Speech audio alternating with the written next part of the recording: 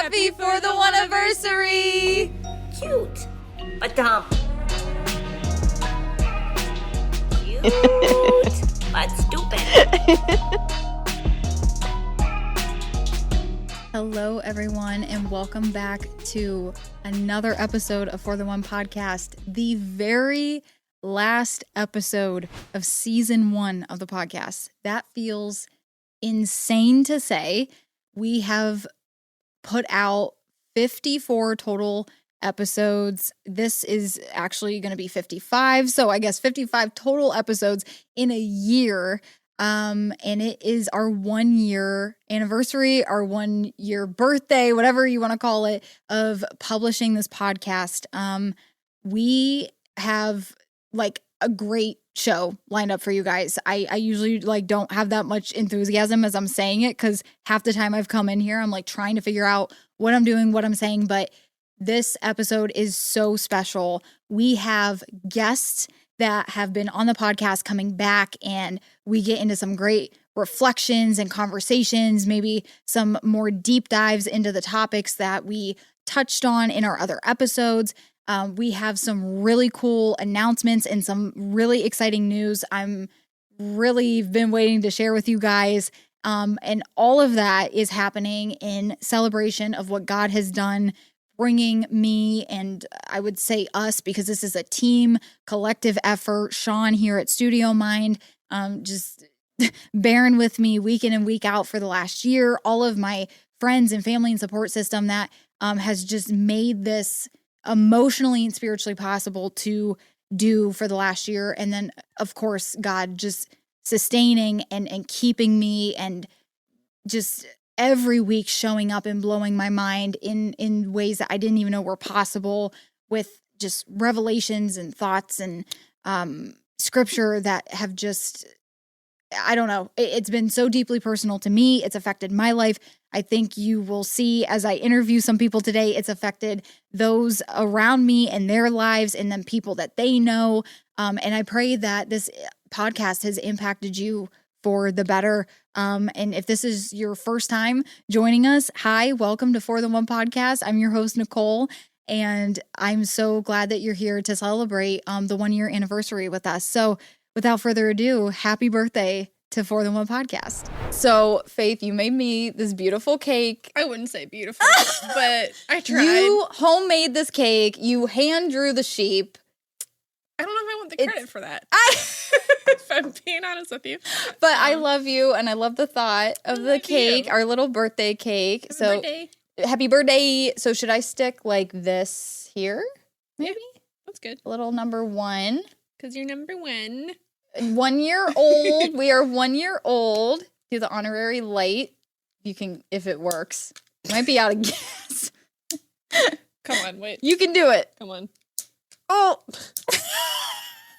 A couple false starts. Come on.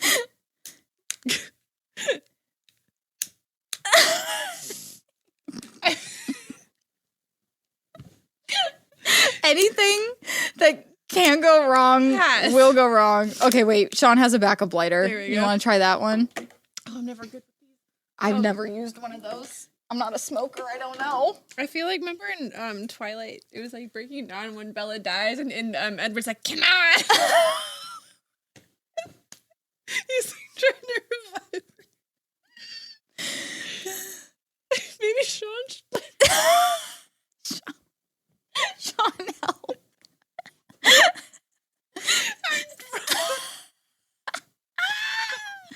Thank you, Sean. Thank you. Thank you. Let there be light, and there was fire. Okay. Am I blowing this out then? I'm blowing this out? Yeah, I mean, I would sing, but this is going on the internet. Okay, no. Okay, we won't sing. I love you. Happy birthday. Thank you. Podcast. Thank you. I love you. Yes. Thank you. All right. Hey. Hey! We made it 1 year. Woo. We did it. Just put my hair up. All right, everyone. This is the secret that I've been keeping from you, and I hate keeping secrets from you, but I'm so excited to finally let you all know. We are officially launching the first ever For the One podcast merchandise. We have a website. The link is right below in the description. Wherever you are watching this, you can access it. This website is featuring our first ever merch. So if you are watching this, you will see I am wearing the baseball cap. It is a cream and black hat embroidered with the For the One original, like, standard logo.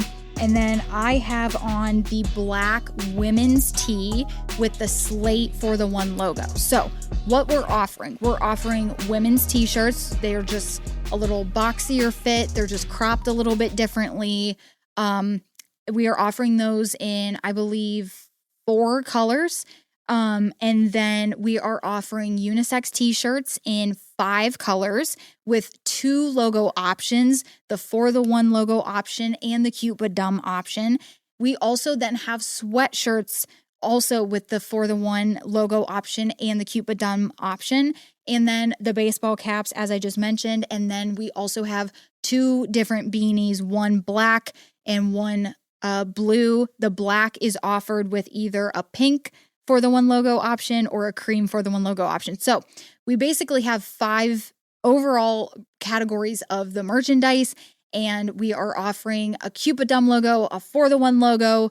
The colors are customizable. Guys, this is what is so cool. If you remember Kendall from way back, we did an episode, me, her, and Faith, called Growing Up Christian, part 1 and 2. If you haven't seen it, go watch it. Kendall has been incredible. And she is actually doing the embroidery on all of these merch pieces. So this is not screen printed merch. This is embroidered pieces of merchandise. All the merchandise is coming from, with the exception of some of the hats, coming from Bella and Canvas. I keep hearing from all of my friends who already have a sweatshirt. They're saying this is the softest sweatshirt. I've been wearing it all the time. I love it. They can't get enough of the Bella and Canvas sweatshirts. Again, this is the women's cropped tee, and then we have a unisex tee that all of my guy friends have one. They love it. I've heard nothing but good things. The colors are beautiful. We try to stay with a couple branded colors, but then also branch out into some other color options that y'all just might like. So all that to say, I'm really, really excited. If you want to support the podcast right now, this podcast is fully self-funded. I have no funding. I am not monetized from any other entity or website or anything else. So if you would like to support the podcast, this is one of the best ways to do it. There's a lot of work that went into this, so much work into the website, and I did a whole 12-hour photo shoot with all of my friends that you'll see on the website. They graciously modeled all of these clothes for me. And so it's just been a labor of love, but we are excited to start the process of introducing more merchandise, hopefully down the line. But this is where we're starting with these 5 baseline products. And if you want to support the podcast at all, if this podcast has impacted you, if you really are getting something out of it, and you just want to show your support, start some conversations, guys. Like that, this is, yes, the merch is to like help, fund a little bit of the podcast. Great, sure. But it's a conversation starter. You're walking around, in the grocery store, and you got For the One hat, For the One shirt. You got the Luke 15:4 on the sleeve. All of the t-shirts and the sweatshirts have an embroidery on the sleeve detail as well. You will notice that when you go on the website and check out the photos. Kendall was so thorough and so thoughtful and just thought through everything about this process. And they're customizable, meaning you get to pick, again, whatever options are available. You get to pick the color of the shirt you want. You get to pick the logo you want. And then that inevitably determines the embroidery stitching color that goes on each shirt. Again, we carefully selected that. We did some test runs. We found like what we liked the best, what worked the best. Kendall has been amazing. And yeah, this is supporting me, supporting her, supporting the podcast. It's just, it means a lot. And again, I think they're great conversation pieces. And I think they look dope too. So it's not anything overtly flashy, but I think it could just spark a conversation with somebody who's like, what's For the One? Why is there a sheep on your shirt? There's always going to be a sheep on the shirt, guys. We can't not have a sheep on the shirt, okay? So this is the huge announcement. For the 1 year anniversary, we're celebrating 1 year of the podcast. And I'm like, let's drop some merch. Why not? Why not do it? I've kind of been teasing it. We've kind of been talking about it. If you've been here for the last couple months, Kendall just kind of started making me a couple shirt pieces. She took my logo and just embroidered them on a couple things for me. And I'm like, wait a minute, I like that. Can we do that on a bigger scale? So I appreciate your guys' patience with us. If there's anything with the website that maybe is not working right away, or like you notice that there's an issue, please leave a comment, a kind one, but please reach out. Let me know. We will get that fixed. This is my first time ever launching a merch website. So this is brand new for me. I'm learning as I go. There's a lot of things when you start selling merchandise that has to be handled and considered, and things even on the back end of business, sales tax and all that. So I just want to let you guys know I appreciate your patience as we're getting this up and running. Also, I appreciate your patience with delivery times on merch pieces. Again, please keep in mind, this is very small operation. This is me and Kendall ordering the pieces. She has to do the embroidery, and then we got to get it to you guys. If you're not local and it needs shipped to you, there will be a shipping charge appropriate based on what you're ordering. But we will be as like quick as we can, but please some patience and grace as we're just like a little small situation happening. So we officially have merch. I'm so excited. And again, if you want to support the podcast, this is one of the best ways to do it, is buying some merchandise. And I hope you guys love it as much as I do. And you wear it and you rep For the One podcast, and you rep Jesus and the Luke 15:4 slogan of he leaves the 99 for the one on your sleeve. So thank you so much for your support. And yeah, I'm really excited to launch this merchandise and get the ball rolling on this for you guys. You guys know her and you love her. Faith is back on the podcast. Guess who's back? Back again. Wait, I'm Faith is back. I thought he like echoed. Sorry. You're like trying to ad lib. Yeah, I'm like you're like, yeah, yeah, yeah. Praise him. I'm back. Sorry. No, I love it. I love it. So I, of course, had to have you back, and you made me that beautiful cake. Again, I wouldn't say beautiful. Honey, it's a gift from the heart. I tried. You cooked up this idea literally and figuratively less than 2 days ago, and you made it happen. I baked a cake at midnight. We made a sheep cake. We made a sheep cake, not a sheep cake. Correct. A sheep cake. Sheep cake. Sheep yep. cake. Mm-hmm. Look it up. Type it up. Look it up. It's a sheep cake. Oh my goodness. Well, how have you been since our episode, which seems like an eternity ago? I'm like, it feels like it was like just yesterday, but also like so much life has happened in between then. Yeah. That so much has changed, but also still the same. I don't know. Yeah. We recorded that, I think, last August. Oh my gosh, yes. Yeah. It's been a hot minute. And a lot's happened. 2 moons have passed. 2 moons have passed. But we're still standing on business. Yes. That has not changed. Okay, so like, how was your experience being on the podcast? Because you had never been on a podcast, right? No, this is... So your first podcast, how was it? Did anyone say anything to you? Did you get any feedback? Were people like, oh my gosh, you're famous now? Yeah, I got a couple of those comments. No. Yeah, I'm a celebrity. Actually, no. I got a lot of people like say that I'm a good speaker, which is not true in my eyes. I don't know. I was just very surprised.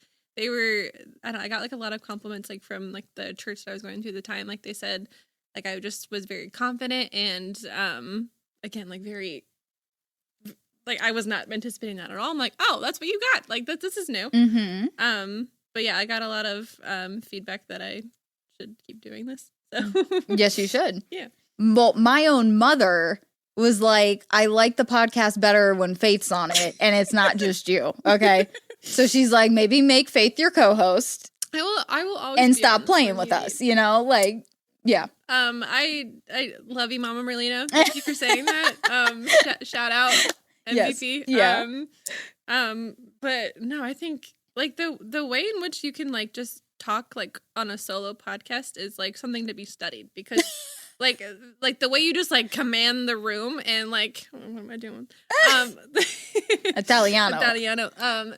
The way you just like command the room and you just like capture everyone's attention just by just like you like in your chair and like you're just talking like we're in the room with you.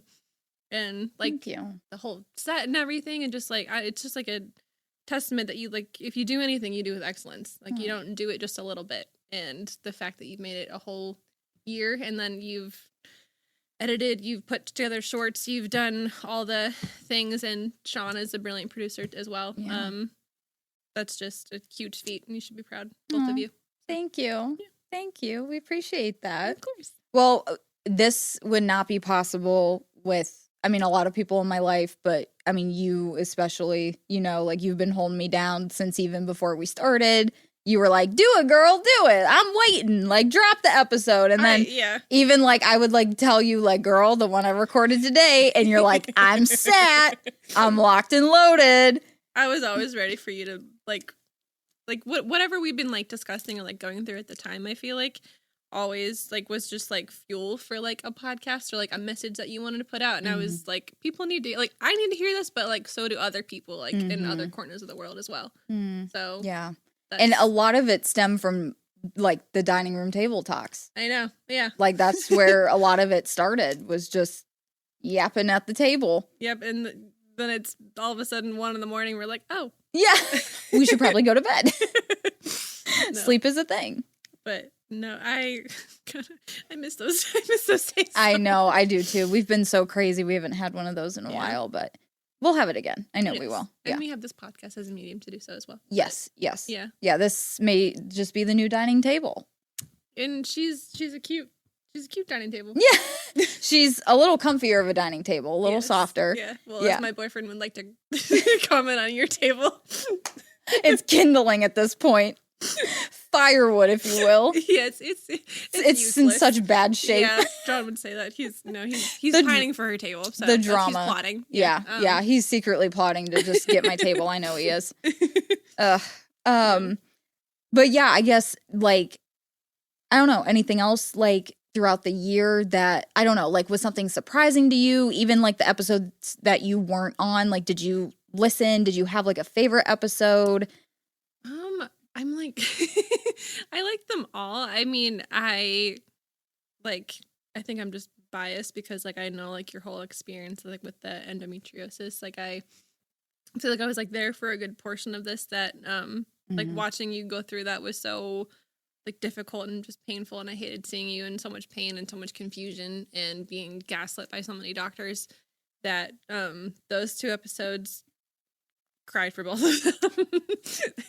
Yeah, it was in the car for both, just like on the way. I'm just like in tears, sobbing. Aww. But those 2, I think hearing you recap everything that you've been through, because like I had been there for some of it, but I'm just like, oh yeah, like that did happen. Like hearing you like recount your experience and then getting the diagnosis, finally getting answers, and like then healing.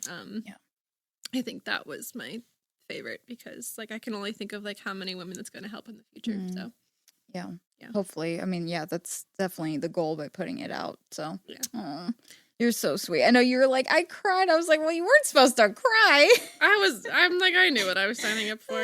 I knew it. I was strapped. What? Just not. You were sat. You were sat. Yeah. I don't know. Oh, that one and your one with Adam. Like, honestly, they're all good. But oh, the one with Adam. Yeah, and I still keep thinking like when he's like, well, you know what David did, and I'm like, dance, David dance. I love that. That's where your brain went, though. Like, I love that. That's the version of David that you thought of. Dance. Yeah. David Dance. Obviously.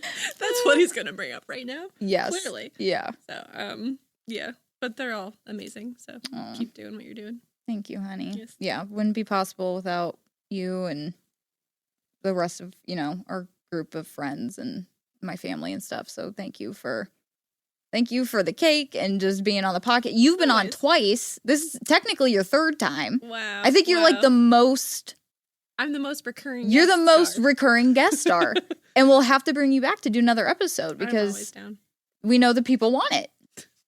Give the people what they Give want. the people what they want. I don't know if they want me going with like my hands all the time. We love the Italian hands. We love Yeah. I've hit the mic too. It's you get going and Like, excited you had a and point to make. I think that's what I realized the most is how much I'm going like this, or like how I can't be contained. no, Yeah. no, we cannot be contained. Can't be tamed. No, Cyrus. yeah, Um, great song, great song. great era. Not a Christian song, No. but a Hoping great the song. Lord finds her. So. Yep, Or yep, if she finds the Lord, I should say that. yeah. Yeah. He's found her. Yes. He's there. She just needs to come to the door. Yeah, So. that part. Open the door. Aw. Yeah. Well, thank you for being on. I love Always. that you pit stopped and we were able to do this and celebrate 1 year of podcasting. Happy 4th anniversary. Yay! I love you so much. I love you. All right, our next guest that I brought back was such a delight to have on. We had such an interesting conversation. So everybody, welcome back to the podcast, Joe. We had a conversation last time you were here about the differences in our worldviews as Christian and atheist, your upbringing. It was super fascinating to talk to you about all of that. So I just wanted to invite you back on and just hear your thoughts. And yeah, it was a great conversation. I think, a lot of the times the conversations like don't happen, and just to be able to not necessarily like for your audience in specific, but I think just in general for like people in the religious community to actually know that like I'm not, just because I'm atheist doesn't mean like I'm a bad person. Yeah. You know what I mean? Yeah. I think like there's reasoning behind why a lot of atheists are atheists. And it could be a number of different things.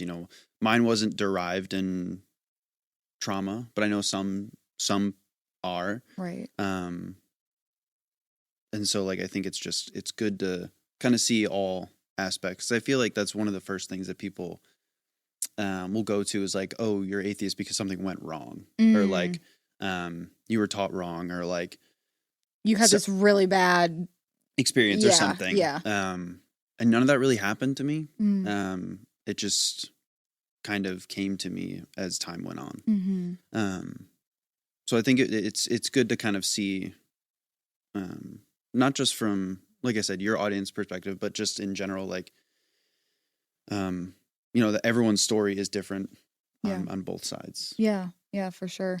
Was there anything, well, I guess kind of two questions. Was there anything that like we talked about, and I know this was a while ago, but that you can remember that you were like, oh, I didn't expect Nicole to say that or to think like that, or maybe like we agreed on something that was like surprising to you?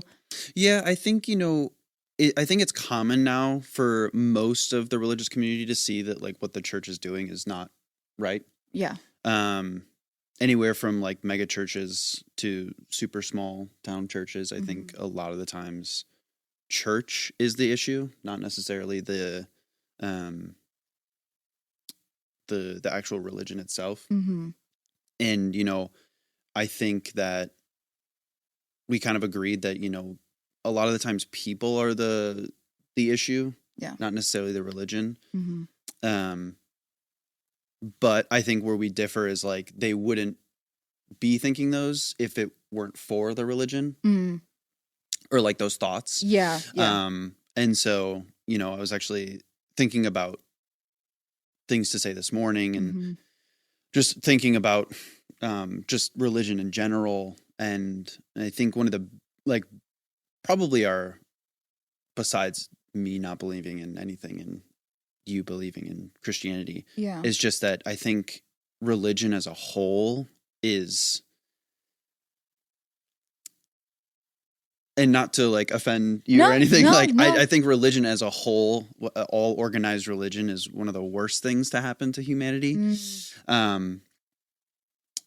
Because most wars in general are religious wars. Yeah. And it's not necessarily saying like they're taking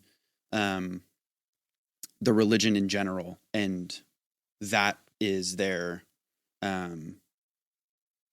it's not like the book is telling them go do this, right? Yeah. Except if we're talking about like the Old Testament when God commands all of these things, right? But I think that people in general will read scripture, whether it be Torah, Bible, the Quran, just the big three Abrahamic religions, and they'll interpret it in a way that gives them an authority to something. Yeah. And again, it's the people that do it, but they're deriving that from the religion. Yeah. No, that makes sense. I think there has been a huge like wave in general of religion, especially in Christianity. I think it's mainly just because we're in America. I think I just see a mass influx of Christianity. Unfortunately, I feel like it is to like mega churches and like these larger churches in Cleveland and there's in New York. I mean, obviously in general in America, but I think anytime that there's that large of a group of people congregating, it's not a good thing in my eyes. Like I don't feel any large group of people should be congregating for something, because there's always an underlying reasoning behind it. But I think again, it's the people that, and I think we've agreed on this, that it's the people that kind of take any word out of context and alter it to their needs. Yes. Yeah. There's always that going on, like you said, in any of the major religions. Yeah. People misusing and abusing and trying to make it sound one way or another. Yeah. For sure. No, for sure. Yeah. I just really appreciated your like openness and coming on. And honestly, I just had a conversation with a guy the other day I met at work, and like he asked me something, the podcast came up, and he kind of was like, I grew up like very Catholic. I'm kind of like he's out on it right now, but I could tell there was like a little bit of something there where it like just piqued his interest. And the minute that I told him that I had talked to an atheist and like had you on, he immediately was like, okay, that just actually gave you like a lot of credibility. Yeah. And because, and I'm not trying to like say that to inflate me or anything, but just the fact of like, you were willing and open, you reached out to me, and I was like so excited to have someone with a differing perspective on, because to your point, I think like we do need to have these conversations. And I think it does need to be like, hey, I see this way, you see this way, and we can still sit on the couch across from each other and have a respectful conversation about it. Right. And I think that is like, and I know that I think, because I was also thinking about this too, and it's like,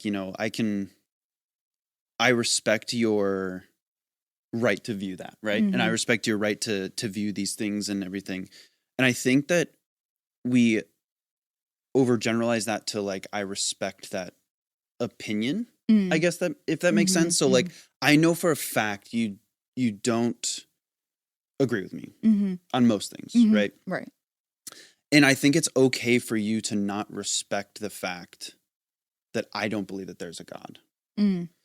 I think you can respect my right to have that view. Yes. Yeah. That's a good way of saying that. Just like, I don't think like, I don't necessarily have a respect for the thought that there is a God, right? But I think that everyone is entitled to believe what they believe, and I don't, as long as there's no harm being brought to someone, I mean, there's no issue with that. Yeah. Right. Yeah. And so like, I think being able to have these conversations, I think people also need to be like, listen, I don't have to agree with everything. I don't even have to like respect that opinion that you might have. But I think just the respect of, you can have it. Right. But right. Yeah. It doesn't. Yeah. And I think, that's huge, especially when talking to people who are strong believers or on the complete other spectrum of just non-believers. Right. Right. But yeah, I think like, people who are believers are always looking for a glimpse of of belief in people. Mm. And I don't blame them. You know, they like, and I'm sure, just like you said with the person, like you're someone at work, like you saw that in them. And I think it's kind of the opposite as well. Like I can pick up when I see people who have doubts. And it's not like I try to pry open those doubts. Yeah. To make the gap wider for them, but I just want people to think. Yes. And I think, you know, thought in general is huge for both deepening your beliefs and deconstructing your beliefs. Yeah. And some people have to go through a complete deconstruction to basically re-believe. Yes. And some people go through a deconstruction and realize, you know, like maybe this isn't for me. Right. I think like a huge example of that is like Rhett and Link from Good Mythical Morning. They were devout Christians, like all the way through high school, college. They were in Christian organizations, like leaders of Christian organizations in their high school and college. And they had a huge deconstruction as they got older. And now they openly speak about it, of just like there were too many contradictions, too many plot holes, that now they just, and they're like some of the, I mean, I don't know them, right? But like on YouTube, they're some of the most accepting, loving people and known to be that. Yeah. And I think that's amazing that they've been open about that, about like, you know, we were deeply entrenched in religion and now we're not, but it doesn't make us different people. Like it doesn't determine our worth in the world. Yeah. And I think that's huge. Yeah. I think that's awesome. And I think that, you know, their deconstruction is obviously a very like positive story. But a lot of the times it's not, because a lot of the times, you know, people get disowned and people get ostracized. And so I think being able to think freely about religion, non-religion is huge. And like I said, it can deepen religion and it can also deconstruct it. And I think that, you know, people need to do that. People need to see the flaws in what they believe because they need to be allowed to ask questions. Right. And I feel like a lot of people, like this guy that I just was talking about at work, he was like, you could tell like he was brought up where it was like, you shouldn't have any doubts. You shouldn't ask any questions. And to your point, not that I'm trying to like pry open the doubts, but I'm like, no, like, let's go there. Like, let's ask the questions. Let's like, I'll talk to you about that all day, or just listen to what you know, are wrestling with. Yeah. I want to know what your question is, because maybe I can't answer it. Maybe I can, or maybe I can point you in the right direction, whether it be someone who is deeply religious as yourself and has a question about like, you know, like this doesn't make sense to me. Like what is your view on that? And it could be about your religion. You know what I mean? Like you could have a question about the Bible. You're just like, this really doesn't make sense to me. Like as an atheist, how do you see this? Yeah. And I could explain something that makes complete sense to you and be like, yeah, that makes sense, but it doesn't deter my belief. You know what I mean? Yeah. But it could go the opposite way where you're just like, okay, well, maybe I really do need to look more and look for more. I think that's just what happened with me. Naturally, like I just kept finding holes and but and I love that your story to me was so fascinating, because it wasn't, and I think this is what I appreciate about you too, is like, it's not you versus Christianity. You're like, listen, I went through the Islam, I went through the Torah, I went through the Bible. Like you are like, I went through the gamut, and you're like, this is where I found myself. Yeah. Because I think that that's a misconception too. I think a lot of Christians, because they see all these like clickbait videos where it's like Christian versus atheist, and it's just it like paints this picture of like, well, any atheist just hates Christians. Right. And it's like, and you're sitting here like, first of all, you're like, I don't hate anybody. You're like, I don't agree with any of the religions in that regard. So it's like, oh, that's kind of like a new way to view that. I think I would be missing a great opportunity to just sit here for a moment and recap with you guys what has happened in the last year with this channel, with this podcast, where God has taken this message of the gospel. I honestly didn't even realize half of what I'm about to share with you until I was prepping for today. And I'm like, you know what? Let me just go through some analytics. Let me just see what's going on, where this podcast has been, who's listening, all the things. And so I just wanted to share some, I think, just really cool stats. And again, everything in the basis of today's episode is really just to celebrate. Life is hard sometimes. There's been a lot going on in my personal life.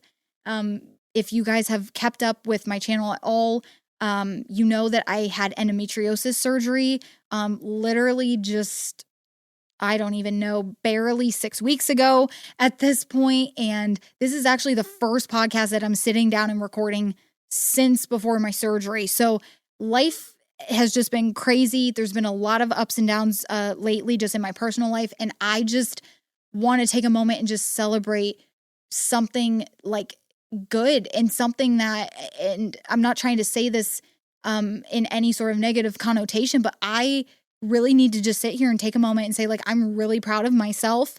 And I'm really thankful to God for the fact that I was able to do this for a year. I feel like there's so many times in your life that you want to start something, that you have a creative vision or an idea for, and it's really, really hard to execute. And again, it takes a lot of time. It takes a lot of resources and money and people and talents and all this stuff. And so to sit here and be like, we actually did this for a full calendar year. We actually did this for a full calendar year is just amazing to me. And again, I just want to say publicly thank you to anybody. And again, if this is your first episode, thank you for watching. Thank you to everybody who has subscribed to the channel, who's been listening on other platforms, sharing content, liking content, leaving comments, watching shorts, whatever it may be. Just literally, please, from the bottom of my heart, thank you. It's so encouraging to me. And when I get into some of these analytics right now, this is so encouraging to me that a little nobody from the middle of nowhere, Ohio, that's producing this podcast in a suburb of Cleveland is able with technology to be as far reaching as I wasn't even aware this podcast was.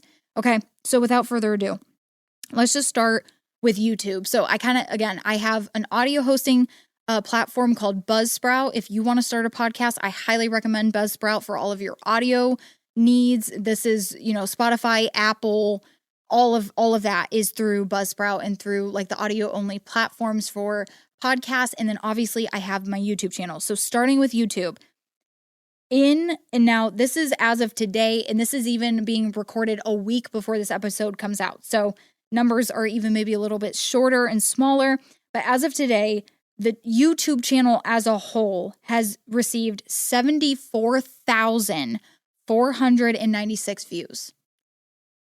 Over 74,000 eyes have seen For the One channel. 74,000 souls were maybe even for just a moment exposed to the gospel of Jesus Christ. I mean,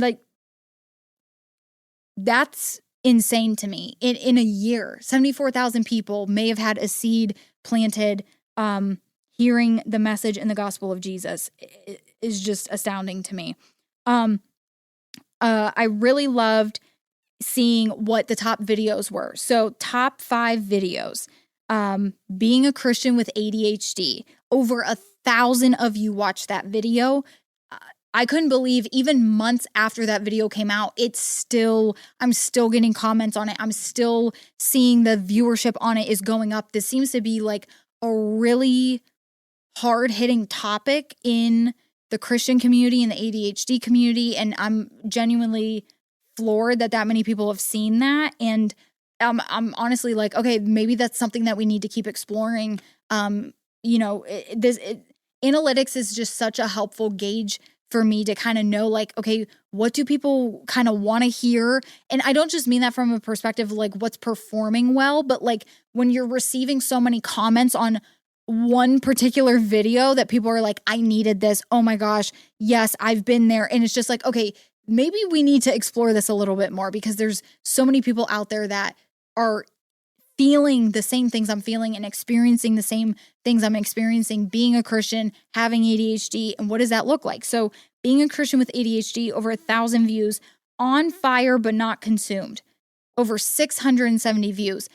That was one of the most difficult but necessary videos I've had to record. And again, you guys know if you watch this podcast is not a political podcast. This podcast is not up to the minute event, major global events podcast. Like, that's not really what we're about.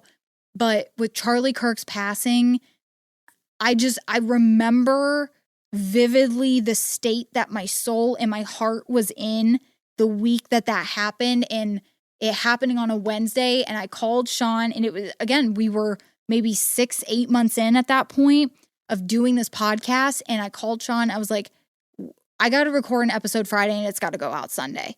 Like, everything else has to like put on pause. And it was just a couple weeks. I remember it was like 2 or 3 weeks worth of, hey, we're going to record like 2 days before it's going out. And just, again, shout out to Sean for just being so supportive, so down to like kind of make the space to get the edit done and get things pushed out in a really tight deadline. And it was really incredible to me, like the response that video got. I just remember like none of my videos had taken off like that. And what was crazy was I didn't mention Charlie Kirk's name once in the title, in the description.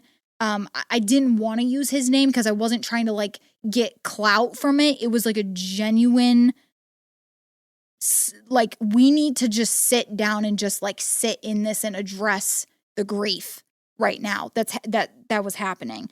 I just couldn't believe the response. Another one, back to back, basically week, was Whatever Is Truth. I think that was either 1 or 2 weeks after the On Fire But Not Consumed, over 540 views. Again, just incredible to me, the response in those couple weeks that those videos got. Fourth is Fraud, Spirituality, and False Gods. Again, I was like, maybe you guys kind of like when I'm mixing in a little what's happening politically and in the cultural, governmental zeitgeist and faith and all the things. And that podcast, I remember we talked about a lot of things. Like, I think that was about Nick Shirley.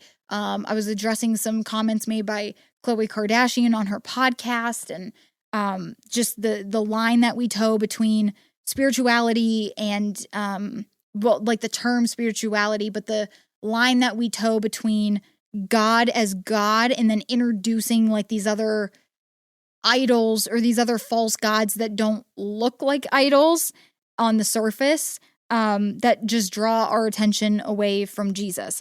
And lastly, but certainly not least, with over 280 views, The Allure of God with Adam Harold. And that episode where we talked through Adam's book, the knowledge they don't want you to have. And again, I only met Adam because he came here to record the audiobook version of that. He came to Studio Mind, met with Sean, and then Sean's like, you need to meet this guy. And he wrote this book, and I think he'd be really interesting to talk to. And now Adam is just, I think Adam's going to be a relationship from like a pastoral perspective that I have in my life for like a long time.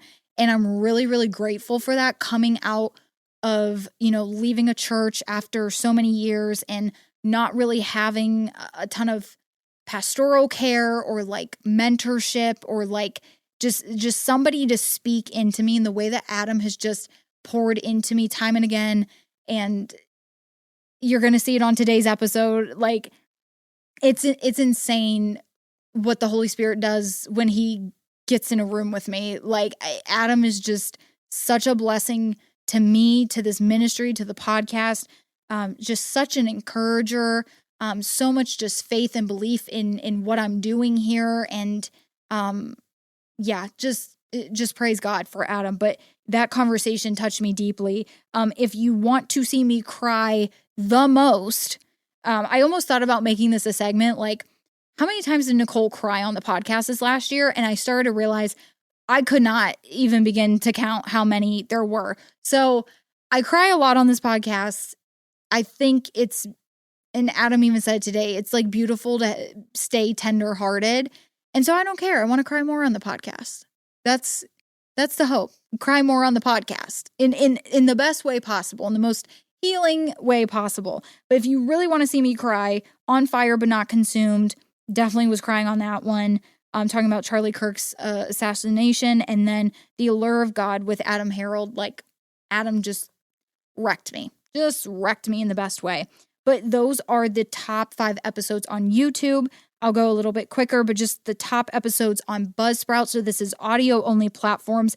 If I Don't Have Love, that was such a little, like, not little, but that was such a good mini, almost like series. There was like 3 videos back to back where it was like, if I don't have love, do I have the love I had at first? Like, how to be right with God. And there was just, I really needed that. That was really live time, those 3, me processing where I was at in my faith and relationship with God. And I don't know. I remember there's certain episodes that I listen back to and I'm just like, man, like this just, it hits and it holds up. And that was definitely one of my favorite, like, kind of mini, they were kind of a series, but they weren't like connected. Like, you didn't have to listen to it in order, but yeah, I remember that vividly. And like, what a great, just what a great like revelation and like blessing from the Lord those 3 episodes were. The Jezebel Spirit, again, that was another kind of in the Charlie Kirk situation. That was one of those episodes. We're Standing on Business with Faith Pushak is number 3 on audio only. Just a great episode with my bestie, Faith, and what a blessing she has been to me. What a blessing she has been to this podcast. I love you, Faith. We're Standing on Business. An Atheist versus Christian Worldview, Part 1. Joe, loved my conversation with Joe. Still to this day, like, one of my most talked about episodes. I'm saying in person, like when I'm meeting people, when I'm talking to them about the podcast, that episode always comes up because it's just so different than like a lot of my other content, but it was so needed and just so, I don't know. It was really, really cool. It was really cool to sit down with Joe, someone who, like, we don't agree on so many things. We don't see a lot of the world the same way. And we were able to just sit down and like listen to each other and have a conversation about it. I was so grateful to him for coming on. And lastly, introduction on Back Podcasting. It was this little 8-minute promo that I put out before we released the first episode, just basically explaining why I'm doing the podcast, what the name means, why I chose the name, what to expect. And that was over a year ago. So what is really cool is all-time total downloads for the audio only of the episodes is at 750 total downloads. I have 260 subscribers on YouTube. Again, this is all just within a year. And you can say, oh, that's not impressive. Like, there's podcasts with like hundreds of thousands of listeners. Okay, great. And a lot of them were somewhat famous or an influencer or well-known from some other part of whether it was Christianity or culture or whatever. Again, I'm a nobody from Amish country in Ohio, and I don't have connections. I don't have anyone platforming me. I don't have a production company backing me. My production company is backing me. Like, you know, like we've LLC'd this baby at this point, you know, like, and it's like, it's really the Lord is just, and that's why I'm like, God, get it where it needs to go, get it to who it needs to get to. And he's just been faithful in doing that. 750 total downloads, 260 subscribers on YouTube is absolutely insane. Now, what completely blew my mind, okay, last part I got to talk about when it comes to statistics. I am absolutely floored when I saw this on Buzzsprout. I can't speak so much for YouTube because it was a little bit more difficult for me to find, or I wasn't able to quite get an answer on this. But as far as the audio only episodes go, absolutely floored. We are in. Are y'all ready for this? I don't think y'all are ready for this. We are in every single continent except for Australia. Every single continent has had at least some level of downloads of For the One podcast. Asia, 98, Europe, 36, Africa, 19, South America, 27, and North America, 566. Every continent except for Australia, For the One podcast has been heard on. Again, at least one time in some way, shape, or form, someone has downloaded an episode. Continents. Do you think when I started this a year ago, I thought, oh, in a year, we're going to be on all the continents? All 6 out of 7 continents? Surely I did not. Surely I did not.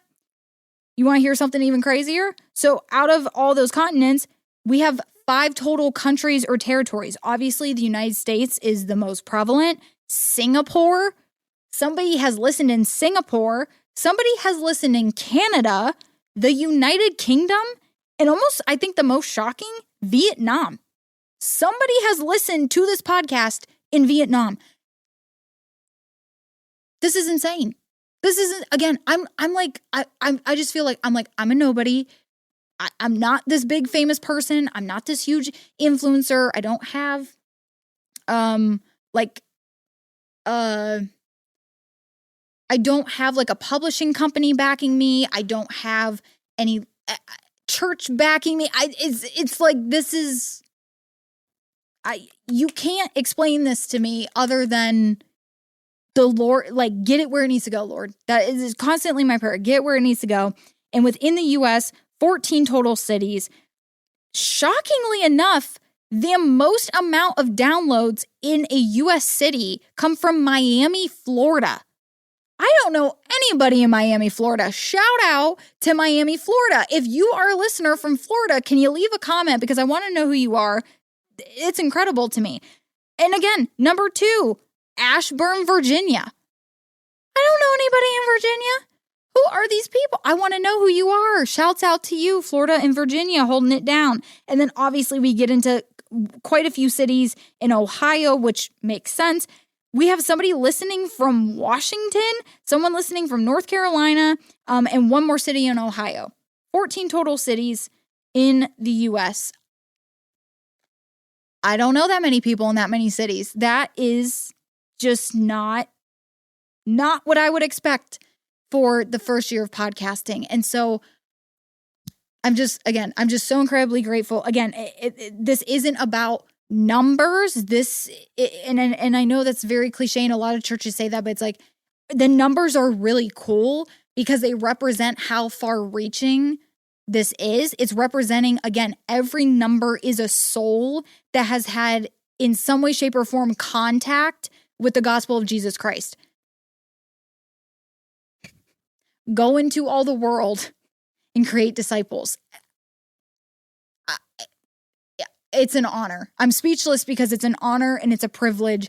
And never would I have thought someone in Singapore or Vietnam is listening to me talking about the Bible and talking about God and talking about my relationship with the Lord, or sitting on the couch with Faith or Kevin or whoever and just listening to two Christian friends just chat about what's going on in our walk in faith with God. And it's just absolutely astounding to me. So again, thank you to every single one of you who has listened, who has downloaded, who has subscribed, who has followed, has sent, commented, DM'd. It doesn't matter. Just thank you for any level of engagement that you have given. Just thank you, thank you, thank you. Thank you so much from the bottom of my heart.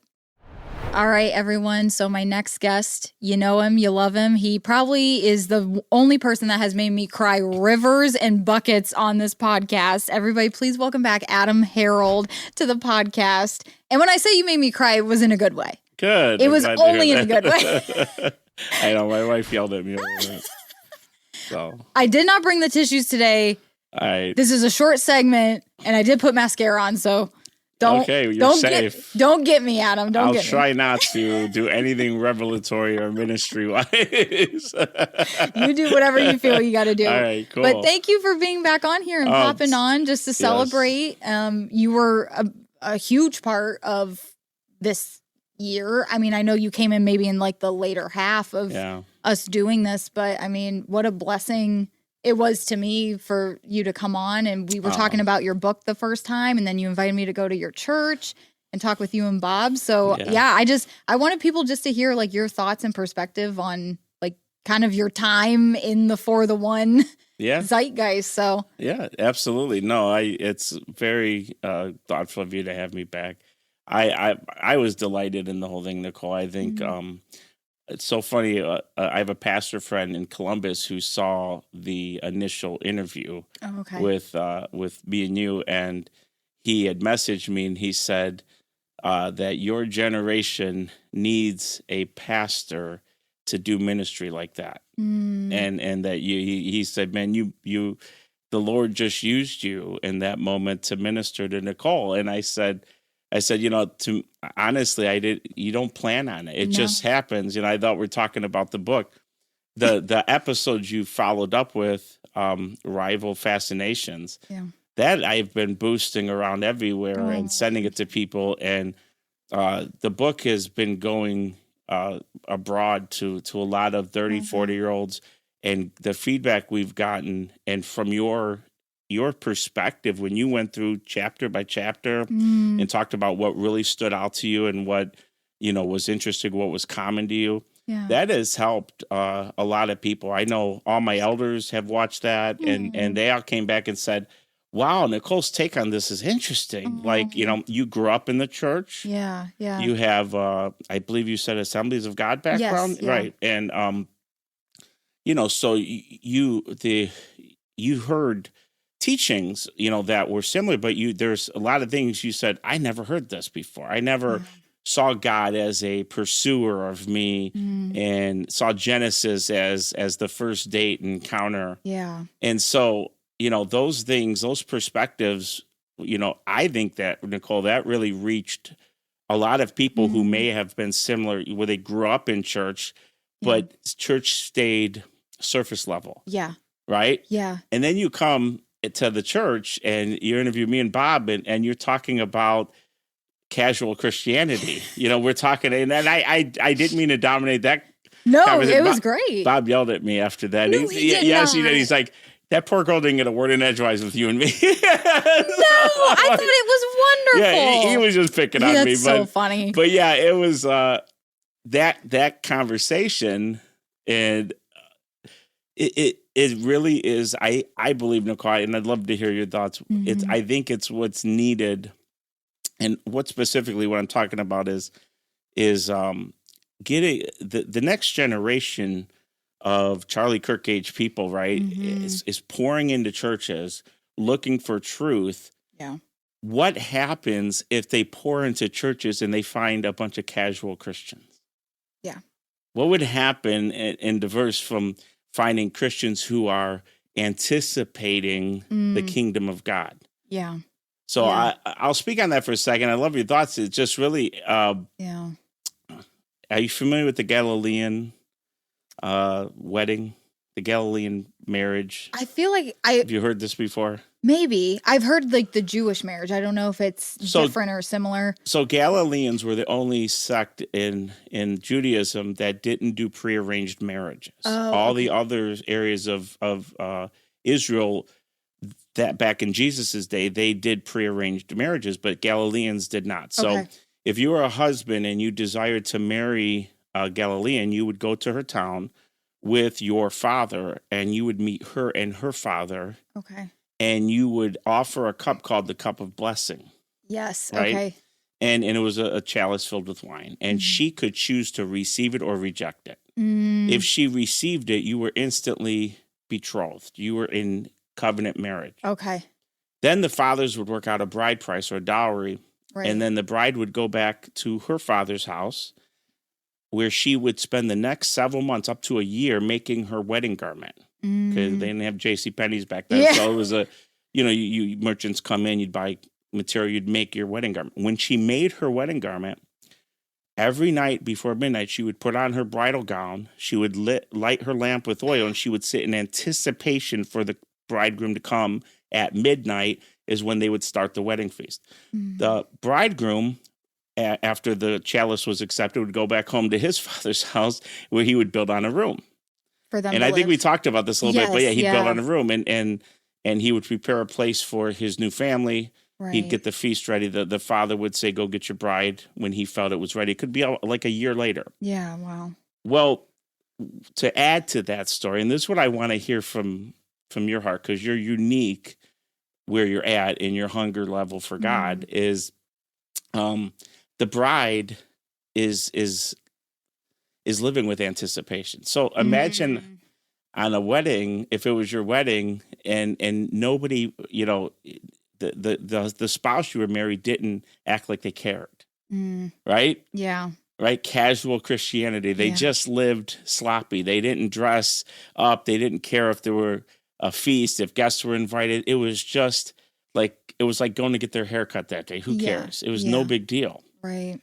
And the Bible talks about, Jesus said, I'm coming back for a bride who's made herself ready, right? Who's dressed in readiness. Luke, I believe, it says, be dressed in readiness and keep your lamps lit. So the bridegroom sat with the lamps filled with oil lit in her gown, anticipating the coming of the bridegroom. Yeah. Yeah. Right? And see, when we're living with anticipation of the eternal realm we're all soon going to be in, right, that elevates our walk from casual to devotion. Yes. You know the difference between discipline and devotion? So discipline is like, I have to go to the gym and work out. This is torture, but I got to do it. Right. Devotion is, I want to work out. This is good for me. This is healthy. I'm devoted to this lifestyle. Yeah. Christ is looking for, I believe, because of the younger generation coming to church, I believe Christ is looking for a bride that is in anticipation, devotion. Yeah. Not living casually. So in the since we've talked, so that was January, right? Oh, wow. Yeah. That was, right? Yeah. Where are you in this sense of anticipation? Your journey has been interesting. I've been listening to you. Yeah. By the way, Nicole's show is amazing. Amazing. God has anointed you. Thank you. Yeah. Thank you, and so where are you at? Are you experiencing the ebbs and flows of that? Yes. I'm especially, I think recently, we were just talking about, some stuff with my health and there are times where, I don't want to say like my faith is shaking, because my faith in God is my faith in God. That's pretty solid.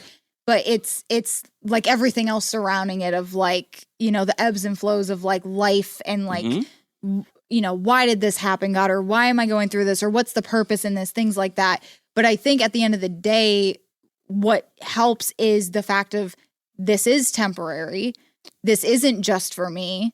There is a greater purpose. And even if I am suffering, and again, I put that loosely because in America, I mean, I don't even feel like I should be using that word. I but understand that. If I am experiencing any turmoil or sorrow or suffering, it's like that is temporary compared to what is to come. Sure. So I think to your point too, when you live in the mindset of anticipation, the stuff that feels overwhelming and big now, when you put it in perspective of eternity, becomes really small. Amen. So I think, and that's a gift. Yes. And so and I'm not saying I've done that perfectly, because there's been my moments where I'm having my Job, like, God, I didn't do anything. Why sorry. Me? I'm feeling sorry for myself, my little tiny pity party violin. Yeah. But then I come back to, and I remember, okay, this is, I think C.S. Lewis has like a great quote, and I'm going to butcher it, but talking about like, basically like if you're trying to live like 70 years, which is like nothing but a vapor to the Lord, 70, 80 years of, life. But he was like, what if you like lived as if you're then going into forever? Like, what if you spent these 70, 80 years like you're going to the eternity? Yeah. Francis Chan does that. You ever see The Rope? No, I haven't. So Francis Chan, years ago, he took this really long rope on stage. He's preaching at a church. and it's a white rope, and it's like 100 feet long. And he says the whole rope represents eternity. And then he tapes off about 7 or 8 inches of the end with red tape. And he says, that's your 70, 80 years. Yeah. He goes, and yet you're here. You're focused on this little tiny sliver here. Yeah. And ignoring eternity. You know, you brought up something interesting, dealing with sorrow and suffering. Have you ever read the book Hinds Feet on High Places by Hannah Hurnard? No, I've never heard of that. No. So it's an allegory book. It's very popular. Like Pilgrim's Progress is probably the most popular ones. It's written many years ago. In the book, there's in the allegory, Little Much Afraid is the main character, and she lives in the valley of humiliation, right? And so she's daily being wooed by the shepherd to go to the high places with her. And she is bound by her crippled legs and her fearing relatives and her one cousin, Craven Fear, who wants to marry her. Right? So you're talking about the different fears and levels. And so what was interesting is one day the shepherd at the watering hole that she daily visits with him and fellowships with him, he calls her, he says, it's time for you to come to the high places and get hinds feet. So Habakkuk 3:19 says, I've given you hinds feet to walk upon the high places, right? So she goes with him in the allegory, and he gets to the beginning of the mountain. She looks up, it's this giant mountain. It's like millions of feet. Look, I'm making you cry already. Yeah. It's like millions of feet in the air. And she's terrified. And he says, I'm going to leave you now but I have 2 guides for you. These guides are going to become your closest companion in life. And she was terrified. She sees these tall women dressed in all black veiled garments, and they look scary. They're very thin, and he says, this one's sorrow and this one's suffering. And she says, no, shepherd, you can't possibly do this. Well, what's interesting, she reluctantly goes with them. The shepherd convinces her to trust him.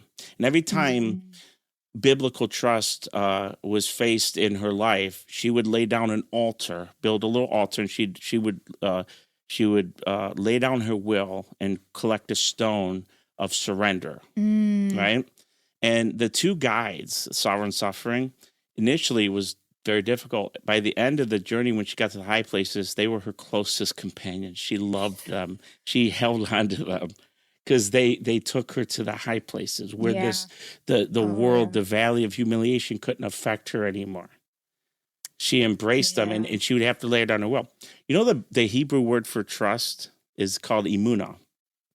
It's a fun word to say, emunah. Emunah. It means true biblical faith is not believing in God. It's not believing that God exists. It doesn't take biblical faith. The demons believe he exists. Well, it's common sense. It's lunacy to believe nothing created everything. That's complete lunacy. Right. It's usually people run there because of church hurts and abuse and children abuse, things like that. Yes. So biblical faith is not believing in God. Biblical faith is trusting him when your life experiences don't seem to line up with what his word is saying. Better preach that, That's Adam. biblical emunah. Yeah. See, it's the soil that not only receives the word, Nicole, okay, but trust him, trust his word, regardless of circumstance. See, and I believe God took you through this little journey the last 6 months. Oh, yeah. To bring you to places of deep emunah, deep trust, where you trust the Father. Your trust, if you trust God when you know what he's doing, that's not trust. So if you're in a forest, you only see the trees. Right. Step outside the forest, you see the whole landscape. God operates in the eternal perspective. He operates, Nicole, in outcomes. You and I only see circumstance. Yeah.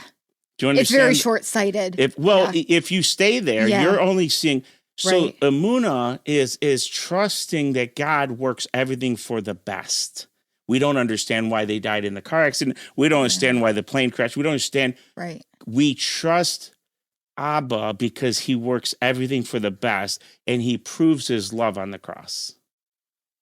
Right? So you're a total basket case. You make me cry. Got me again. I was like, so we're going to do a 10-minute segment, and it's going to be fine. Sean's laughing again. I don't know. Every every time you come on this couch, Adam. No, But it's good. It's good. That's where you're at. Yeah. Yes. You experience holding the hands of sorrow and suffering this year.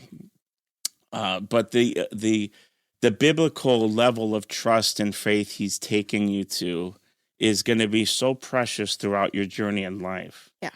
Do you understand? Yeah, And yeah. it's the hardest times. My best friend, Eric Vitti, he's a pastor in Detroit. His son died in 2016 or 17. And he called me. I was the first person he called. He didn't call his mom, but he called me. And he's sobbing. I didn't know what to say. I started bawling. Yeah. I'm like, I'm just a basket case. Later on, he went through a period of this grief where he felt numb. And he's walking around. He was in Dallas, Texas at the time. He's walking around and he called me again. He said, Adam, I finally understand why it happened. He goes, the sweetness of the nearness of God right now I'm experiencing is so greater than experiencing a life, raising this little kid, setting him up to college and all this stuff. He says, the sweetness of God's presence, and the Lord lets me know that my son Pearson's with him. He goes, I can't tell you that I wouldn't replace this sweetness, this nearness of the Father. See, he had to get to biblical emunah. Yeah. Unfortunately, it takes this cutting away. Yeah. Remember, Jesus is the vine, but who's the Father? Do you remember? He's the vine dresser. Yeah. See, grapes grow everywhere. You Yeah. ever see a grape tree? They got a thick stem, looks like a relic tree, but then the grapes go crazy. Yeah. It takes a vine dresser. And by the way, when Jesus gave that parable, he was speaking of a grapevine. Yes. That was common in Israel. They grow everywhere. It takes a vine dresser to keep them pruned. And cut into the direction so they bear fruit. Yes.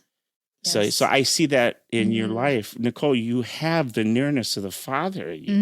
You're being pruned. You're being wooed. He's giving you ministry, but he's calling you. And my challenge to you as an older brother would say, your intimacy with God has to be everything. Mm-hmm. Okay, you have to make your nearness to God more important than your ministry. Yeah.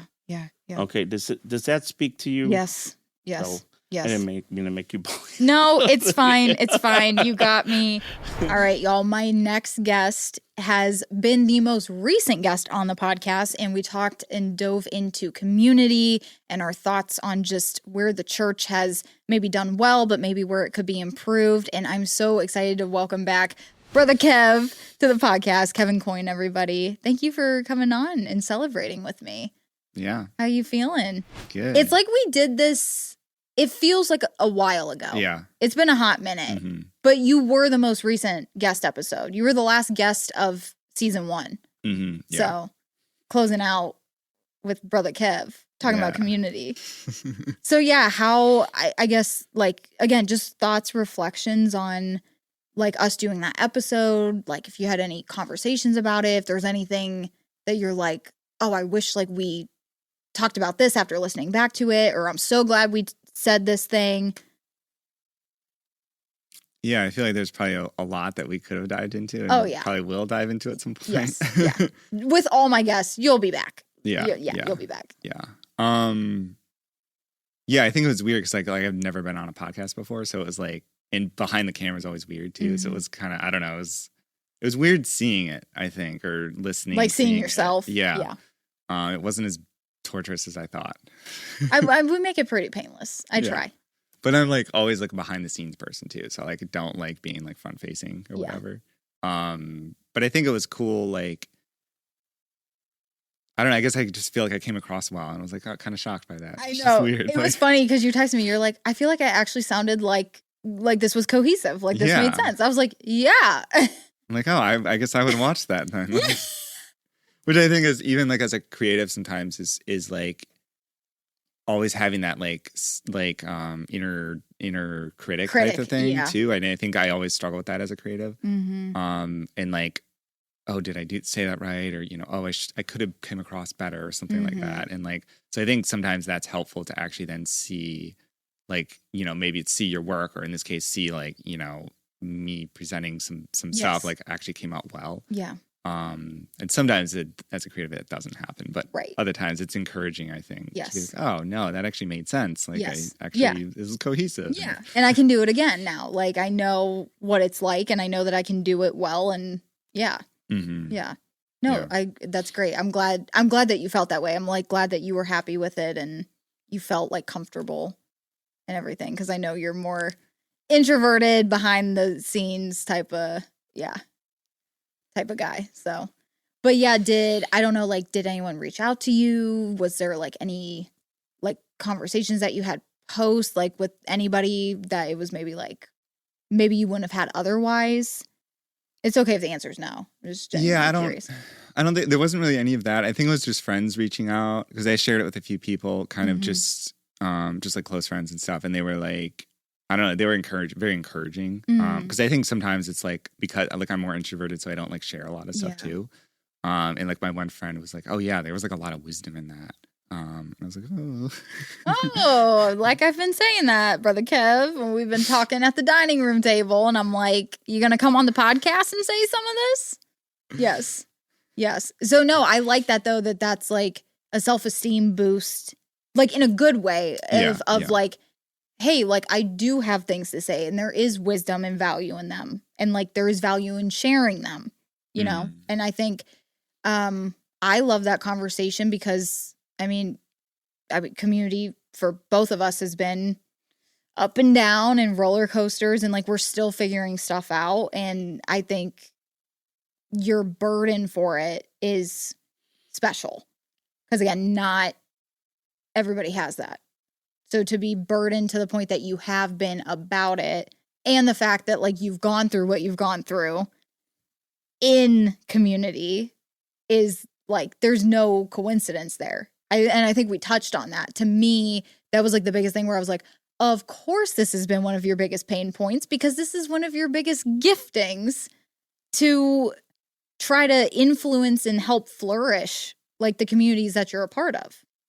Yeah. And that was interesting. It's interesting you bring that up because that was something that like, as I re-listened to it, that really popped out. Cause I think in the moment it kind of went over my head when you said that specifically about like the burden and like about community and just really feeling for community and like wanting to cultivate community and do that well. Yeah. And then how, you know, that's always kind of been a struggle. Like it takes me a while to get to know people and to warm up to people.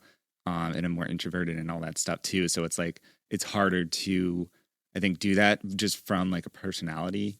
And some of it's probably wounding. Some of it's probably, I don't know if I want to say trauma, but that type of thing too. Like I think the enemy probably has seized the potential for community and like the damage I can do in like to the kingdom of evil. Yes. In building and helping build community. And he's like, I want to take you out. And so you don't, you know, so you're hurt by community or whatever. Yes. Or so you don't feel comfortable about whatever. Yeah. And so I think that was really key that you said that. And it like kind of, as I was listening to it again, because it was a few months between our episode, but when we recorded and when we actually like put released it out. Just with the schedule that you had. Yeah. So there was a time gap of 2 or 3 months or something. Yes. Yeah.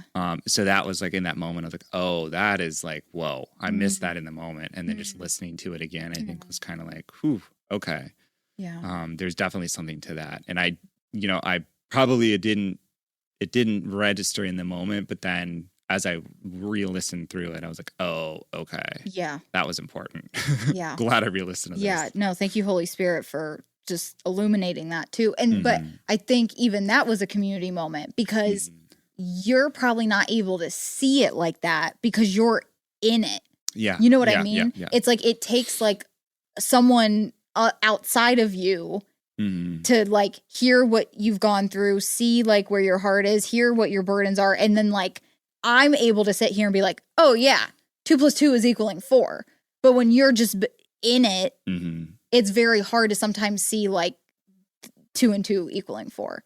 Yeah. So I think even that was maybe just a full circle, small like community moment of like what the body is supposed to be, which is to edify and to uplift and to encourage and to call each other's giftings out, you know, and to be like, hey, you're being attacked in this area because you're actually gifted in this area, or again, you're a threat to the kingdom because the Lord's trying to use you in this. Mm-hmm. Yeah. And I think that's the part that I've noticed too about like community in general is like we tend to be so stuck in our own subjective world and like just seeing like with our blinders on of like this is what's happening in front of me. Very short-sighted. This is my life and like whatever you're going through. But then like other people then seeing into that, they can see a lot more. And then sometimes that can come across bad. Like if someone like brings something up like, hey, this is going on and you're just like very defensive. Right. Because of the approach or whatever. Right. But like I think that's a huge part of community is that like other people can see what's happening like objectively. Yes. And there's I think something to that. Yes. And they're able to speak into your life in that way. And when it's healthy, it's in a good way and brought about the right way. Yes.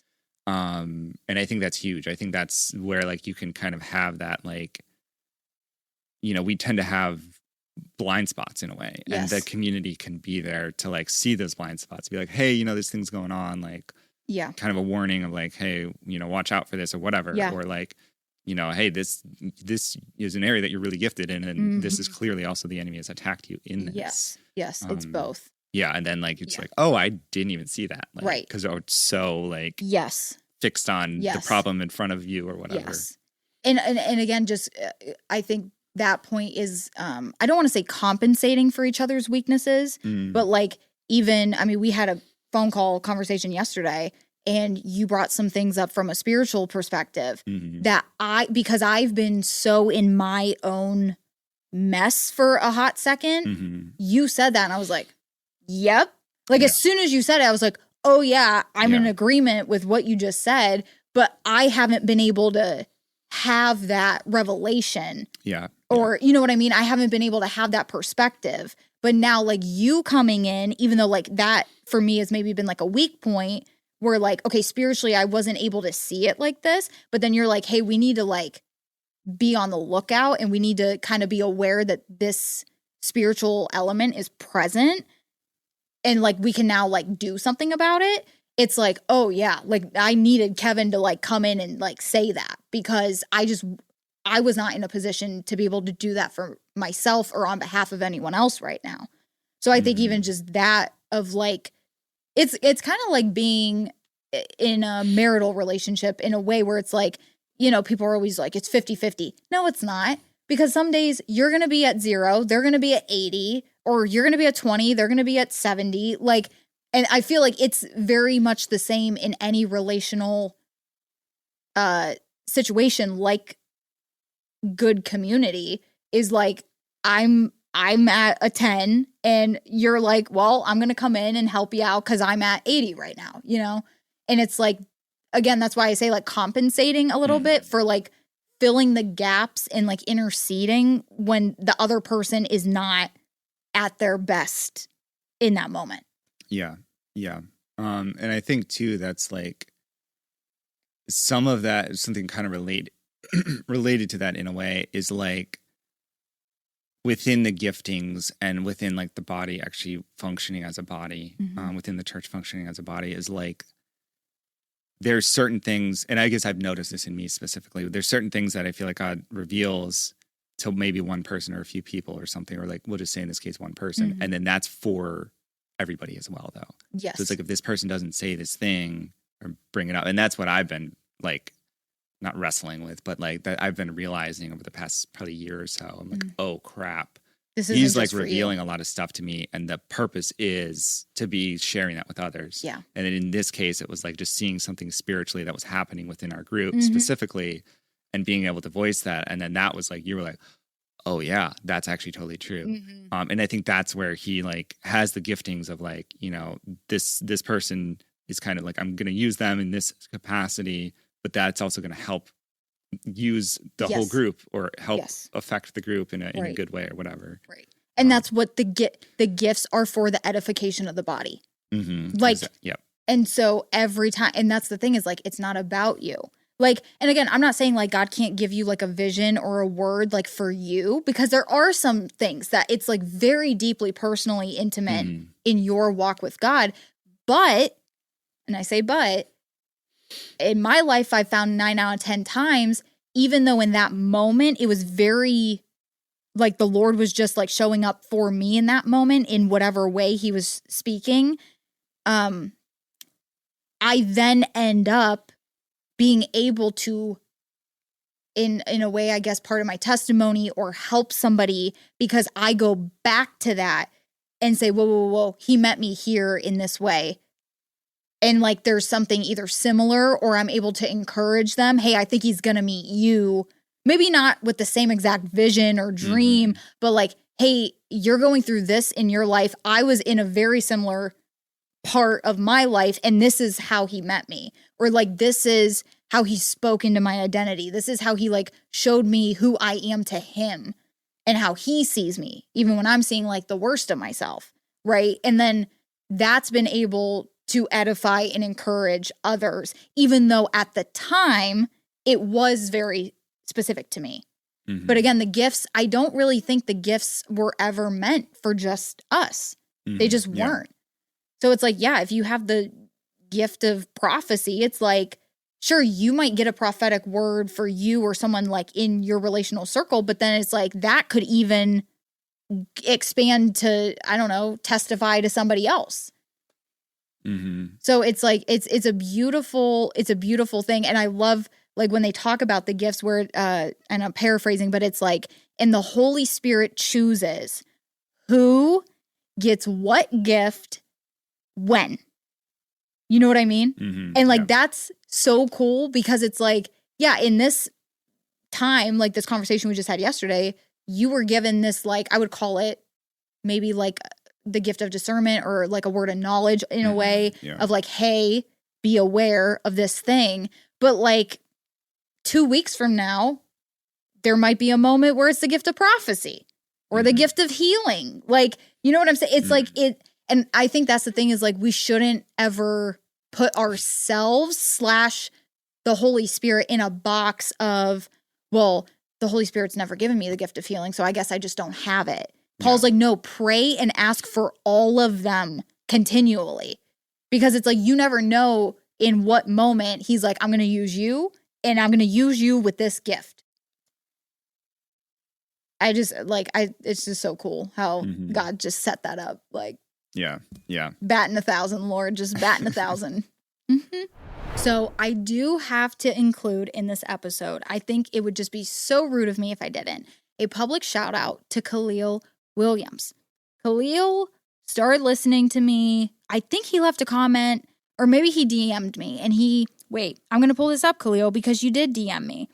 You did DM me on Instagram and you at the For the One podcast account, which if you're not following on Instagram, you should be. You're missing out.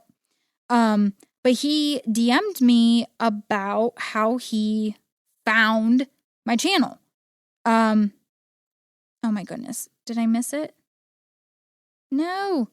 I know, Khalil, we had this. You either DM me or you left a comment. And now I'm thinking maybe it was a comment. Okay. So I'm going to paraphrase, and I'm sorry if I butcher this, but basically I feel like he was like, you literally popped up on my timeline randomly. Like he did not know me. I don't even know him. We've never met. I popped up on his timeline on YouTube. He has a page called Art by Khalil Williams. And literally just a couple months ago, I'm just minding my business on a Sunday. And I get this, I open Instagram at whatever point. I see this notification that I'm tagged in something. And I was like, okay, Khalil literally has been making artwork of me and this podcast, which it's insane. I'm like, I'm not even a year in and I have someone making fan art of For the One podcast. And it was so intentional, so beautiful. Just this like lovely, like these photos of me, it's like a digital artwork, but it's like me. And then it's like people that he thought it would be cool if I interviewed. He is like David and Moses and Mary and all these really prominent Bible figures. And I'm just like, how cool to have fan art. So shout out. Again, it's like, this isn't about like me having like fans, but Khalil is just so engaged on the page. He's constantly leaving comments. Like I love the engagement. Like leave comments. Like let me know how you found me. You know, like tell me what you thought about the episode or something that like, I don't know, just reached you in a certain way. Like, it's so encouraging to me to see how the Lord's working, who the Lord is working through and getting to through these episodes. And just shout out to Khalil for his just time and digital art talents of making that fan art for me. I mean, like, how cool to just like see yourself as like a cartoon digital character, you know, sitting down talking to Moses. Like, again, if you would have asked me a year ago if that was happening, I would have been like, no way. There's no way that's happening. So thank you, Khalil. I felt so cool. I was like, I am not a big enough, you know, podcaster to be getting fan art, but hey, the Lord is going to just use everybody and their talents whenever and however he likes. And it just really blessed me. I remember that was like a really hard week. And I just remember being like, this just made my week, that he would just take the time to do this. And the podcast is just had such an impact on his life that he was like, I want to commemorate and just, you know, say thank you in this artistic way. So thank you so much, Khalil. I appreciate it. Hey, here's some more fan art in the future. If any of you digital artists, you know, I'm down. I'm here for it. We'll see who shows up on the digital fan art on the podcast next. So thank you, Khalil. And again, thank you all of you who have just engaged with me and this content and this channel. I can't say thank you enough. I'm going to say thank you 1,000 times on this episode, but I truly mean it. All right, everyone. This next guest that was so gracious to come back on the podcast today was one of the funnest interviews I think I had. You probably know him as the man who fell asleep while I was trying to tell him the story of Gideon. It is Mark Pryor. That is so funny. You need to let that go, man. Hey, I'm going to give you a tad bit of information. That is the #1 most viewed short on my entire YouTube channel. The entire year of this podcast was that clip about you falling asleep during the Gideon story. Gotta love it. Yeah. That is so funny. Yep. Oh my gosh. Yep. Yeah. How do you feel being #1? Love it. I can't lie. You know what I mean? It's like, it's, I don't know. Thinking back to that, I guess thinking back to the original moment, it's like, love you so much for being there for me. So sorry I fell asleep. It's okay. Thinking back to the podcast episode, it's just like, I knew at some point you were going to, because I just knew. I'm like, I'm waiting for her to say it. Yep. Are you, every time you get the opportunity, I'm going to tell the people. Yeah. Somebody talking about they can't sleep. Well, Mark can, and here's why. You know what I mean? It's like, you just be waiting for the moment to say it. It's like, girl, let it go. You know what I mean? Too funny, man. I'm like, oh, Mark's tired? I know what'll get him to sleep. You're talking about Gideon. Uh-huh. Yeah. Love it. Love it. So how was your experience, like, being on the podcast? I want to hear all the things that happened after, your thoughts during. Yeah. To be honest with you, and I intentionally never told you this, because I figured you would have some sort of... He was waiting for today. Yes. This moment. Literally. But no, it was actually incredible. And I think that, like, having that time with you was very, like, I don't know. It was very life-giving for me. And I'm like, wow, like, this feels so natural. Like, I don't know. I literally told everybody but you intentionally. Again, I'm not gonna lie, I'm sorry. And I had them not tell you, but everyone around you knows. And now you're about to know, like, I literally said, like, man, like, I would do this every day of my life. Like, this was amazing. Like, because it was just like, I don't know. You know what I mean? It's super surreal. So definitely just a special time. And, we had very funny moments, very deep moments. And it's just like, man, it's like, I forgot all of this was here. You know what I mean? Yeah. And I literally just felt like I was, in your dining room talking to you like any other time. Mm-hmm. So definitely cool in that aspect. I love that. Yeah. I wish you could come on every day. You're funny. Maybe one day, huh? Yeah. You'll be my co-host. Yeah. You never know. You know what I'm saying? Yeah. Yeah. We're definitely going to have you on again. Oh, yeah. I would love it. Yeah. I would love it. Yeah. We got to keep giving the people what they want. I mean, we're the #1 right now. You know what I'm saying? But you sleeping on me, but it's all right. You're sleeping on me. No, you sleeping on me. You slept on me. You are so lucky I want to get up and run around.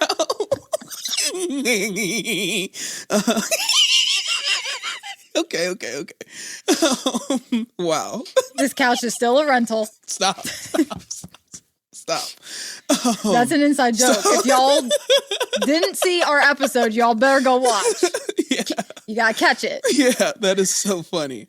But to continue on, some of the things that you're not aware of. I think I shared this one, but one of my close friends, Drew, was literally like, how could you fall asleep on her? Like, he thought that was so funny.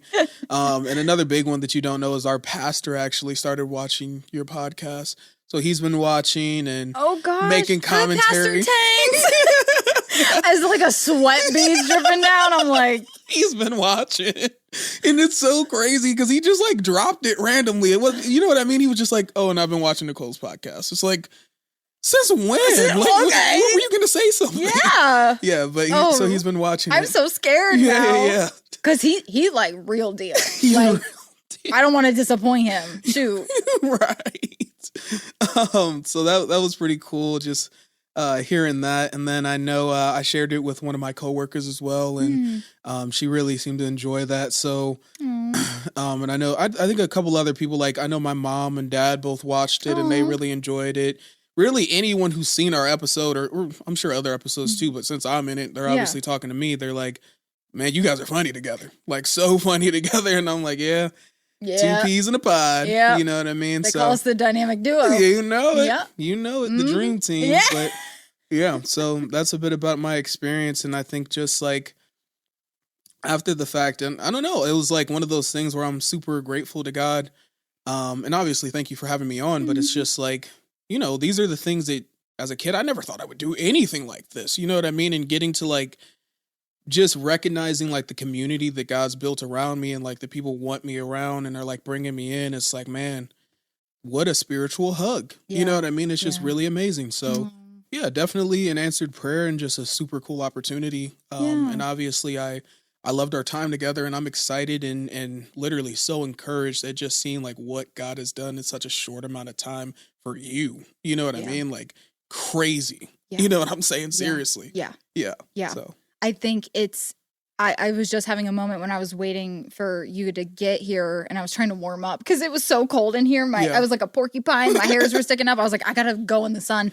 But I was like standing out there just realizing, like going through with some of the other guests today that I've had on, and just like kind of, again, reflecting, reminiscing. I'm just like, God, we really like just did this for a year, and like, you really sustained, and like meeting people or having conversations that why else would I have had them? It's like, I think this has created such a cool opportunity to bring people to the dining room table, so to speak. Yeah. And at the same time, I was just telling Joe that our episode, with him having an atheist worldview and obviously mine as a Christian, that just kind of opened a door of credibility with someone that I just, met at work, and they were saying something to me, and I brought up the podcast. And of course they always ask, like, what is it about?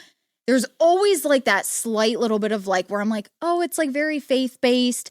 And like, I don't know how people are going to respond to that. Right. Cause that could go kind of like either way. Yeah. But it almost opened up this curiosity, because he was like, well, what faith are you? And then he was like, I grew up Catholic, but I'm pretty like out of it. But he's like, I have a family, and I kind of don't know what to tell them about, where we go after we die and religion. And you could just see like the wheels turning. And so I'm telling him about the gospel. I'm trying to use my own testimony and like, hey, like I have doubts, I have questions, I still love Jesus. Like I think a lot of people think, and his Catholic background makes him feel like he can't ask questions or have like a doubt. And I'm like, no, like let's explore it, like get that out, like ask the questions, explore the doubts, like let's wrestle with it, because I was just trying to encourage him, like I love the Lord, but I still have those.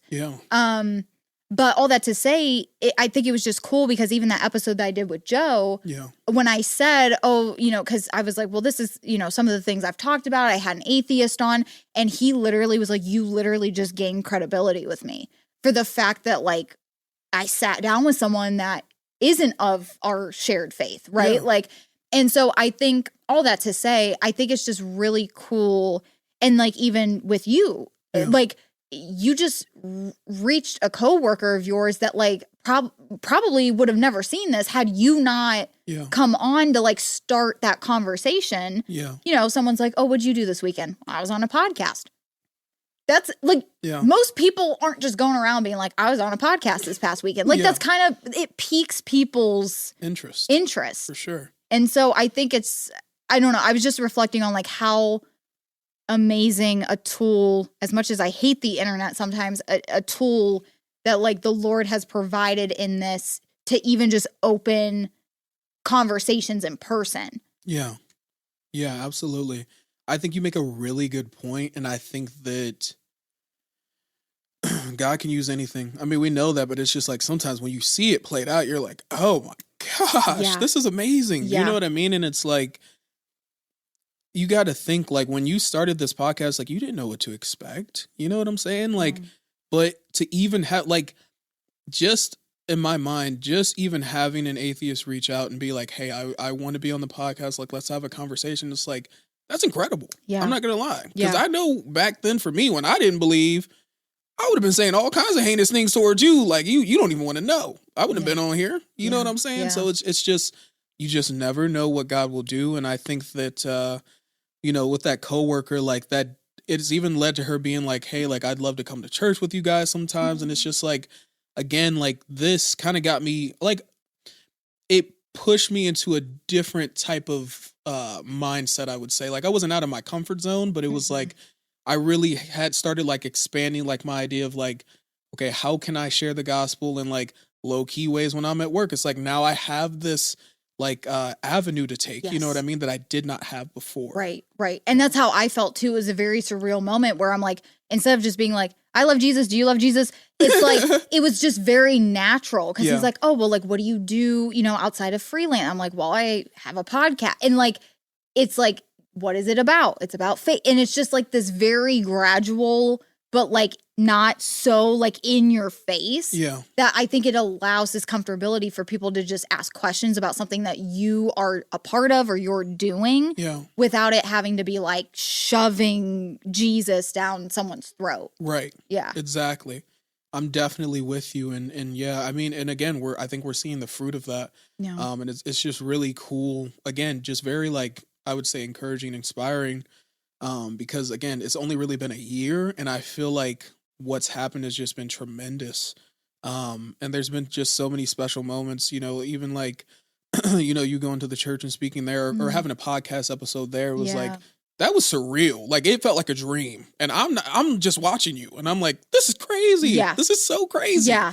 You know what I mean? So it's just like I don't know. It's just really a blessing to get to see like what God does through you and in your life. And these are definitely the moments that I like deeply cherish. You know what I mean? And I'm so glad that he like chose me to be a part of this, like for a time like this, to see you just doing these things. You know what I mean? And it's like, I think we can also see it just like, and I want to be careful with this one, but I feel like I can also see how it's like played a part in like even our friends' lives. You know what I mean? Where it's like, they're sharing, like I know, for example, Miranda will like share and be like, oh, like check out her podcast. It's like, you just never know who that'll reach. Yeah. You know what I'm saying? So it's just super cool. Yeah.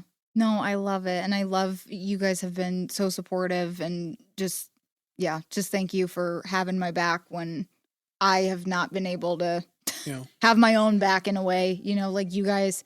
And that's what I try to tell everyone through this camera. I'm like, y'all don't understand these people that have been on this couch that are in this like community that I have, like they're holding me down when I have been like at my worst.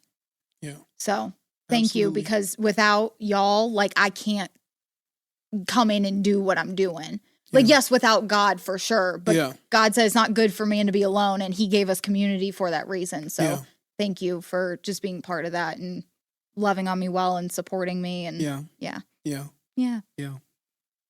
My little brother Mark. You're definitely gonna have to come back on. Yeah. We'll see what shenanigans we get up to in season 2. Yeah. I would say in season 2. All right, y'all. So unfortunately, like all good things, they have to come to an end.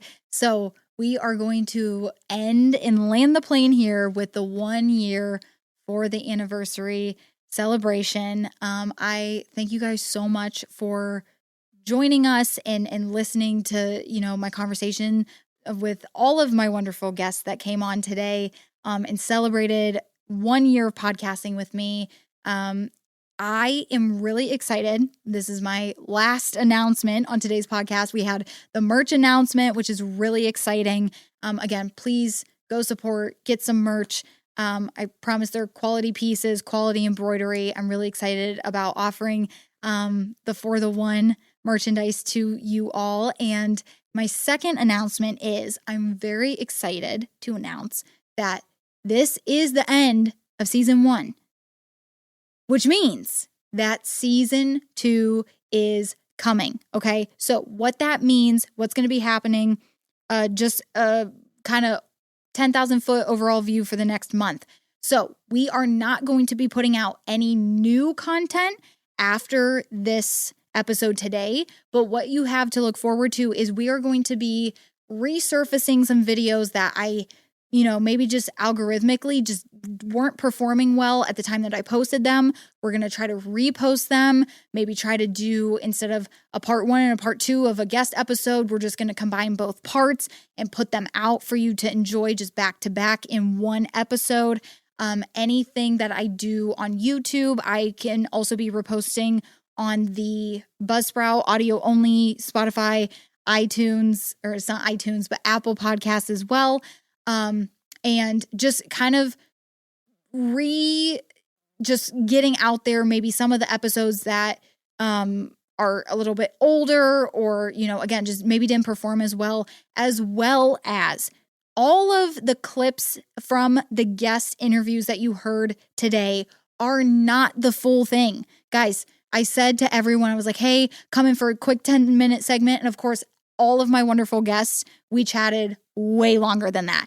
So I didn't want to disrupt the flow of this 1 year anniversary episode. So what I am doing is in this time off, you are also going to see the full interviews with these guests on the channel. They are going to obviously include the little clips that you saw today, but it is going to be the entire conversation, unedited, uncut, with me and my wonderful guests that stopped by today. So you get to have access and hear all of those full conversations while I am kind of establishing and resetting for season 2. So what that means, this is again the last brand new episode coming out. Last ever episode of season 1. We are going to take about 4 weeks off. It is going to be Sunday. Let me double check my calendar here, but Sunday, June 14th is going to be the first episode of season 2. And I'm really, really excited.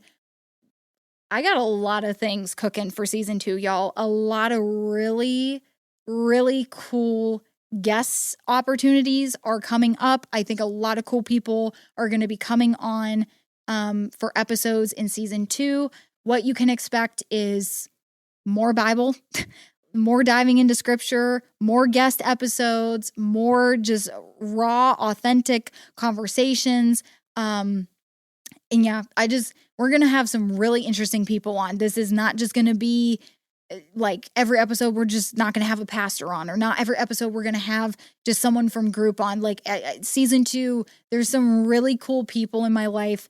And I'm really excited to get them on the podcast and sharing their stories and their creativity. And these are just really interesting people. And everyone has a testimony. Everyone has a story to share. And even if they're not believers, we're getting them on here, right? Like it's really cool to be able to have a platform to sit down, talk to people, share the gospel, and just leave them with a little bit more love of Jesus than they came in with, right? And so I'm really excited about season 2. Really, really, again, grateful and honored for this platform that I get to have. Grateful to God for entrusting it to me. This is a huge thing to steward and care for and tenderly work and just pour love into. But it is by God's grace and strength alone that I have maintained for a year. And I'm so excited to see what the next season of For the One podcast brings. So with that, thank you all. Like, thank you again from the bottom of my heart. God bless you. We made it a year. I just still can't get over it. God is good. God is faithful. And we will see you on the next episode of For the One podcast. Thank you so much for watching and listening. Please subscribe if you don't already. Please download the episode if you're listening. Send this to a friend. Yeah, and I'll see you on June 14th for season 2 of For the One. Cute, but dumb. Cute, but stupid.